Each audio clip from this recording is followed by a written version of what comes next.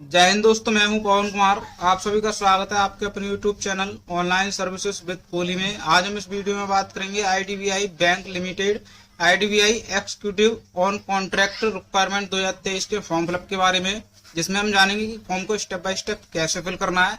तो दोस्तों, सबसे पहले इंपॉर्टेंट डेट की बात करें तो एप्लीकेशन जो स्टार्ट हुई है वो आपकी 24/5/2023 से स्टार्ट हुई है, और लास्ट डेट की बात करें तो 7/6/2023 और लास्ट डेट पे एग्जाम की बात करें तो यहाँ पे 7/6/2023 है। और सीबीटी एग्जाम की बात करें तो आपका 2/7/2023 को आपका एग्जाम होने वाला है, और एडमिट कार्ड की बात करें तो आपको एग्जाम से पहले अवेलेबल करा दिए जाएंगे। उसके बाद एप्लीकेशन फीस की बात करें तो जनरल ओबीसी ईडब्ल्यूएस के 1000 रुपए और SC/ST के 200 रुपए, और पे की बात करें तो आप debit card, credit card, net banking और ई चालान के माध्यम से आप पेमेंट कर सकते हैं। उसके बाद फिर यहाँ पे एज लिमिट की बात करें तो मिनिमम एज है यहाँ पे 20 ईयर है, और मैक्सिमम एज जो होगी वो आपकी 25 ईयर होनी चाहिए। और एज रिलैक्सेशन की बात करें तो आपको नोटिफिकेशन में चेक कर लेना है किस कैटेगरी के लिए कितना एज रिलैक्सेशन है। तो नोटिफिकेशन का लिंक मैं आपको डिस्क्रिप्शन बॉक्स में दे दूंगा, वहां से भी आप डाउनलोड कर सकते हैं। उसके बाद यहाँ पे टोटल पोस्ट की बात करें तो यहाँ पे 1036 पोस्ट है जो कि एक्जीक्यूटिव की पोस्ट है। और यहाँ पे एलिजिबिलिटी की बात करें तो बैचलर डिग्री होनी चाहिए आपके पास, तभी आप अप्लाई कर पाएंगे। उसके बाद फिर यहाँ पे कैटेगरी वाइज वैकेंसी है, तो यहाँ पे ये कैटेगरी वाइज वैकेंसी है, ये भी आपको चेक कर लेना है। उसके बाद यहाँ पे हाउ टू फिल, तो फॉर्म फिलअप करते टाइम क्या क्या सावधानियां बरतनी है उसके बारे में लिखा हुआ है। मैं भी आपको स्टेप बाय स्टेप बताऊंगा तो फॉर्म आपको कैसे फिल करना है। उसके बाद फिर थोड़ा सा नीचे आएंगे तो यहाँ पे डाउनलोड नोटिफिकेशन, तो यहाँ से भी आप डाउनलोड नोटिफिकेशन पर क्लिक करके आप यहाँ से डाउनलोड कर सकते हैं। लिंक भी मैं आपको डिस्क्रिप्शन बॉक्स में दे दूंगा, तो वहां से भी आप अप्लाई कर पाएंगे। उसके बाद अप्लाई ऑनलाइन, तो अप्लाई ऑनलाइन का भी लिंक मैं आपको डिस्क्रिप्शन बॉक्स में दे दूंगा। यहाँ से अप्लाई करने के लिए आपको रजिस्ट्रेशन पर क्लिक करना है। उसके बाद कुछ इस प्रकार इंटरफेस खुल जाएगा। तो यहाँ पे आपको सबसे पहले रजिस्ट्रेशन के लिए यहाँ पे आपको फर्स्ट नेम फिल करना है। उसके बाद फिर आपको यहाँ पे कंफर्म फर्स्ट नेम, उसके बाद यहाँ पे मिडिल नेम, अगर आपका मिडिल नेम है तो मिडिल नेम यहाँ पे फिल करेंगे, नहीं तो खाली छोड़ेंगे। उसके बाद कंफर्म मिडिल नेम, उसके बाद फिर लास्ट नेम, उसके बाद फिर कंफर्म लास्ट नेम, तो आपको यहाँ पे दोबारा से कंफर्म करना है। जैसे आपके कॉलम फिल होंगे तो यहाँ पे आपका फुल नेम ऑटोमेटिक फिल हो जाएगा। उसके बाद फिर आपको यहाँ पे मोबाइल नंबर फिल करना है। उसके बाद कंफर्म मोबाइल नंबर, तो आपको दोबारा से यहाँ पे मोबाइल नंबर फिल करना है। उसके बाद अल्टरनेटिव नंबर, अगर आपके पास कोई दूसरा मोबाइल नंबर है तो वो भी आप यहाँ पे फिल कर सकते हैं, तो उसको खाली छोड़ सकते हैं। उसके बाद फिर यहाँ पे आपको ईमेल आईडी फिल करनी है, तो ईमेल आईडी जो आपकी ईमेल है वो आप यहाँ पे फिल करेंगे। उसके बाद यहाँ पे फिर डो नेम, तो यहाँ पे आपको ये डो नेम सिलेक्ट करना है। उसके बाद फिर आपको यहाँ पे कंफर्म ईमेल, तो आपको ये कंप्लीट ईमेल यहाँ पे दोबारा से फिल करनी है, जैसे इस प्रकार, ठीक है। उसके बाद फिर आपको यहाँ पे ये सिक्योरिटी कोड, तो सिक्योरिटी कोड आपको यहाँ पे फिल करना है। उसके बाद फिर आपको सेव नेक्स्ट पर क्लिक करना है। उसके बाद फिर आपको ओके पर क्लिक करना है। उसके बाद कुछ इस प्रकार इंटरफेस खुल जाए तो your provisional registration number is, तो दोस्तों आपका रजिस्ट्रेशन नंबर और आपका पासवर्ड यहाँ पे शो हो जाएगा। तो आपका जो रजिस्ट्रेशन जो है वो आपको कंप्लीट हो चुका है। यहाँ पे ये आपका रजिस्ट्रेशन नंबर और पासवर्ड आपको मोबाइल और ईमेल पर भी आपको रिसीव हो जाएगा। उसके बाद फिर आपको यहाँ पे फोटो एंड सिग्नेचर आपको अपलोड करने हैं। तो फोटो का जो डायमेंशन होगा वो 4.5 सेंटीमीटर इंटू 3.5 सेंटीमीटर आपका होना चाहिए। और यहाँ पे आपको अगर गाइडलाइंस चेक करनी है तो यहाँ पे आपको guidelines for scanning the photograph and signature पर क्लिक करके आपको फोटो और सिग्नेचर का डायमेंशन चेक करना है। उसके बाद फिर आपको यहाँ पे scan photograph of the candidate, तो यहाँ पे आपको चूज फाइल पर क्लिक करके फोटो आपको सिलेक्ट करना है। जब आपका फोटो सिलेक्ट हो जाएगा तो आपका फोटो इस प्रकार यहाँ पे शो होने लग जाएगा। उसके बाद फिर आपको यहाँ पे आई कंफर्म डेट पर क्लिक करना है। उसके बाद फिर scan signature of the candidate, तो आपको यहाँ पे फिर चूज फाइल पर क्लिक करके आपको सिग्नेचर की फाइल भी आपको सिलेक्ट करनी है। सिलेक्ट होने के बाद आपका सिग्नेचर जो है वो इस प्रकार यहाँ पे शो हो जाएगा। उसके बाद फिर आपको यहाँ पे आई कंफर्म डेट पर क्लिक करना है। उसके बाद फिर आपको यहाँ पे नेक्स्ट पर क्लिक करना है। उसके बाद कुछ इस प्रकार इंटरफेस खुल जाएगा। तो दोस्तों यहाँ पे आपको डिटेल्स में basic detail, qualification, experience and language की डिटेल आपको फिल करनी है। तो सबसे पहले बेसिक डिटेल में आपको कैटेगरी सिलेक्ट करनी है, जो आपकी कैटेगरी है।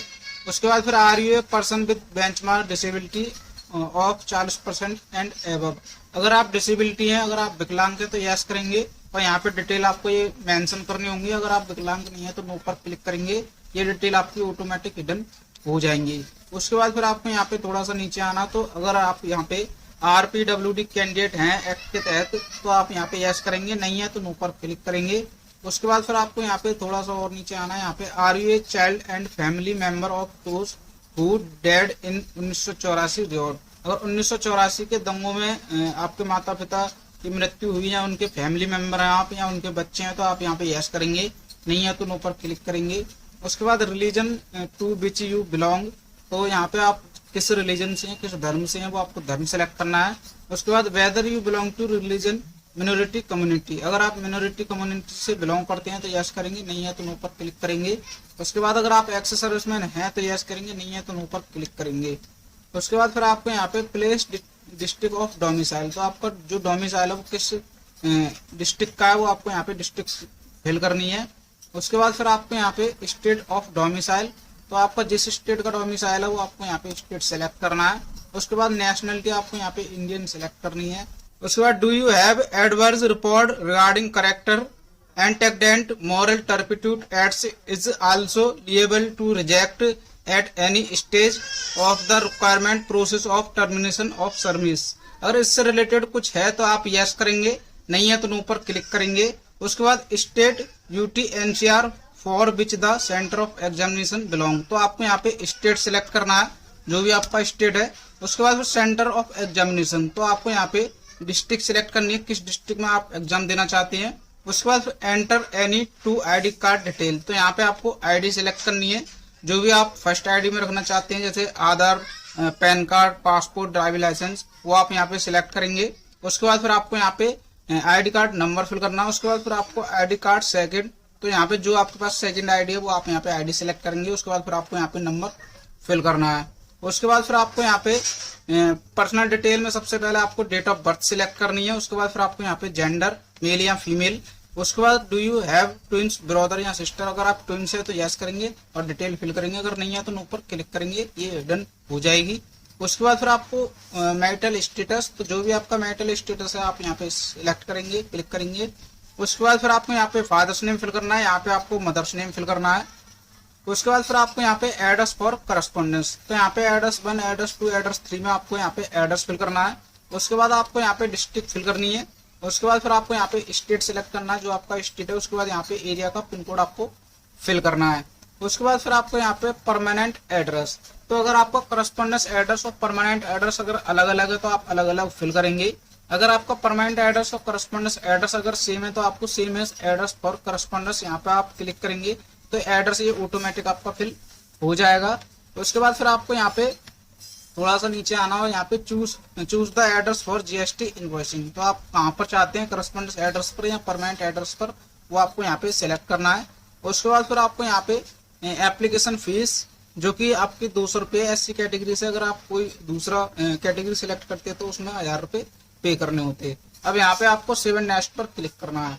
उसके बाद फिर आपको यहाँ पे qualification and experience and language की डिटेल फिल करनी है। तो यहाँ पे सबसे पहले एजुकेशनल क्वालिफिकेशन जो कि आपकी 1/5/2023 तक कंप्लीट आपका ग्रेजुएशन होना चाहिए। तो यहाँ पे ग्रेजुएशन की डिटेल फिल करने के लिए सबसे पहले आपको यहाँ पे कॉलेज नेम फिल करना है। उसके बाद यहाँ पे आपको यूनिवर्सिटी का नेम फिल करना है।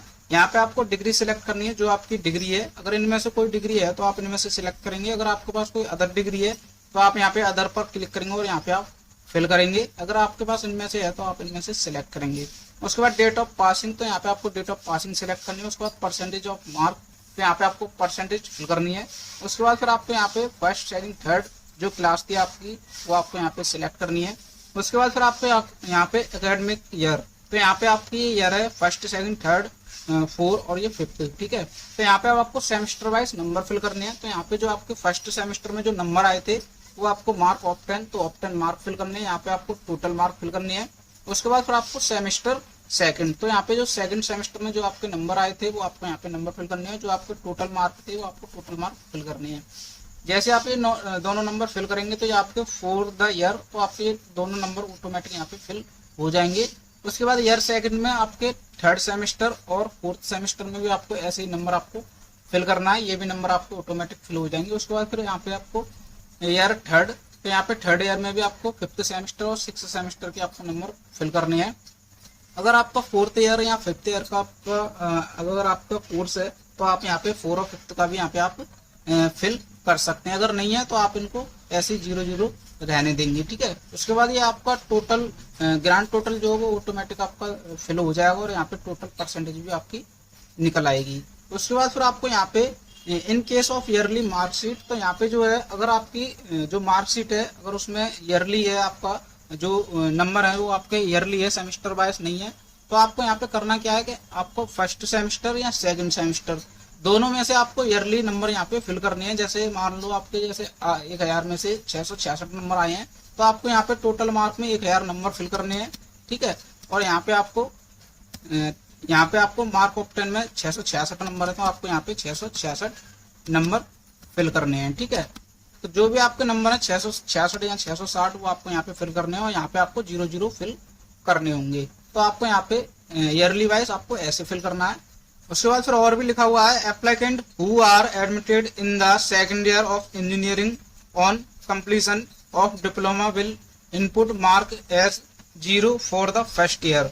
तो अगर आपने डिप्लोमा में या इंजीनियरिंग में अगर आपने एडमिशन लिया है, अगर आपने सेकंड ईयर में एडमिशन लिया है, तो आपको फर्स्ट ईयर में जो है वो आपको 00 यहाँ पे फिल करने होंगे। उसके बाद आपको यहाँ पे सारे नंबर फिल करने होंगे, ठीक है।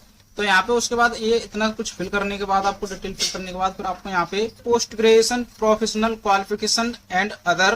तो यहाँ पे अगर इनमें से आपके पास कोई डिग्री है पीजी की या प्रोफेशनल क्वालिफिकेशन की या अदर की, तो आप यहाँ पे इनको फिल कर सकते हैं। अगर नहीं है तो आप इनको खाली रहने दे सकते हैं। उसके बाद फिर आपको do you have operating and working knowledge in computer. तो अगर आपके पास कोई कंप्यूटर नॉलेज है, कोई सर्टिफिकेट है या कोई डिप्लोमा है या डिग्री है, या फिर आपको हाई स्कूल लेवल पे या फिर इंटर लेवल पे अगर आपके पास कोई नॉलेज है, तो वो भी आप यहाँ पे फिल कर सकते हैं। यहाँ पे आपको यस करना है। उसके बाद डिटेल ऑफ कंप्यूटर नॉलेज, तो आपको यहाँ पे जो भी नॉलेज है, थोड़ी बहुत भी नॉलेज है, वो भी आप उसके बारे में यहाँ पे आप फिल करेंगे।